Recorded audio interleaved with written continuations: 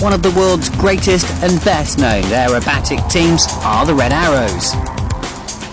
For most of us, the closest we will ever get to them is to stand beneath one of their marvellous displays and wonder just how do they do that as they blitz the skies in split-second sensitive formations.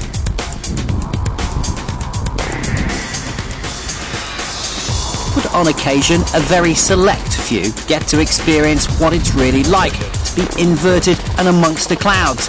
And Richard Burns and his Peugeot teammate Robert Reid are the lucky ones today and will take to the skies in what will be one of their most memorable, if not downright spine-tingling and scary moments. Arriving by helicopter, which really is the only way to travel when you are World Rally Champions, would be a highlight enough to many.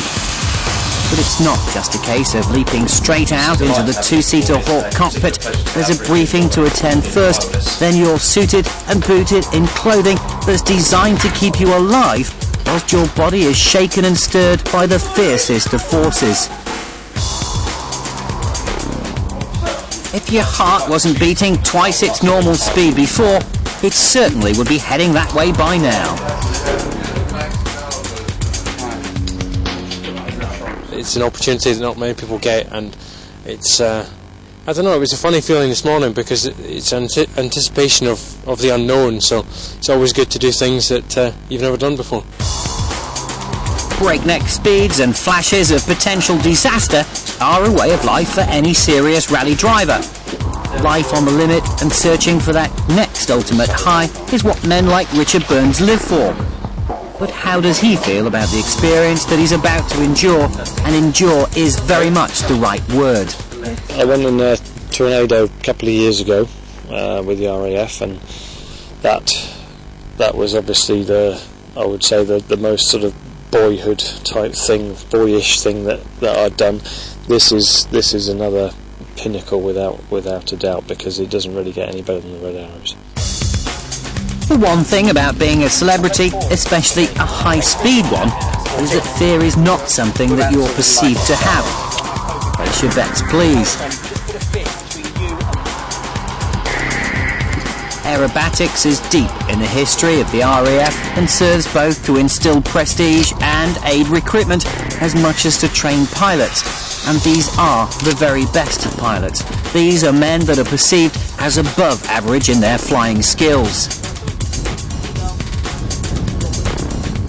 And of course you could, if you like, draw many comparisons to rallying and flying like this. You need lightning reactions, a total confidence in yourself and machine, and that extra bit of something that makes you special in your field. That Superman ingredient that awes and inspires others who look on.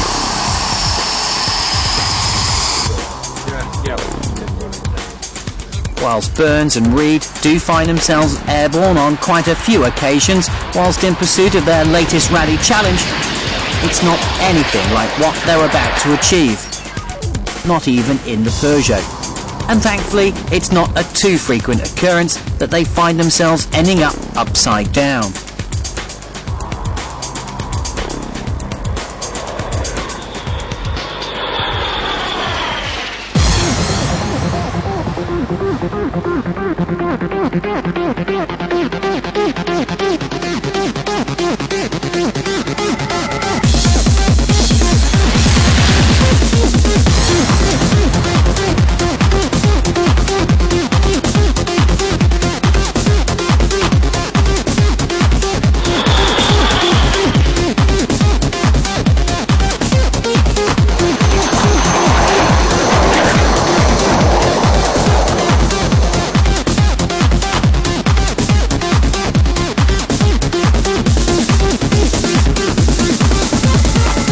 If the tables were turned and Richard Burns took his trusted pilot out for a spin in his World Rally car, the world would not really blink.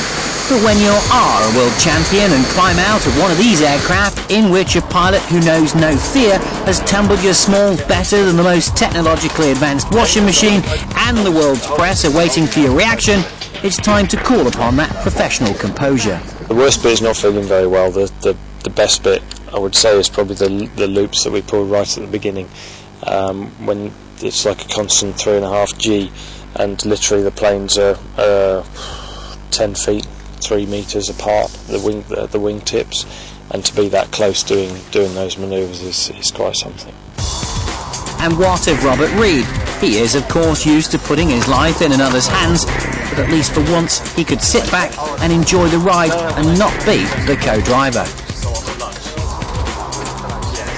You experience G in a rally car at about 1.5 G or something on the brakes on tarmac, and a couple of G maybe if you have a big impact, but it's not like this. This is like constant G, and the G pants kind of expand, and okay, I never felt like it was going to black out, but it's a bit of an odd sensation. A memory to treasure and a photo to place on the mantelpiece alongside the silverware, and for the Red Arrows, another piece of history to add in their already bulging books. They flew a two-ship sortie. They went off as a pair, and so they did a formation takeoff, they did some formation manoeuvring, and got a little look at how close we fly together, which I think would have been pretty interesting for them. And then they went off and split to do singleton manoeuvring, and they'll have gone through pretty much the whole gamut of flying that we can do in the Hawk. After this, it's back to the office for Burns and Reid, the 206 Peugeot office, that is, of course, as they contest the remaining rounds of this year's World Rally Championship.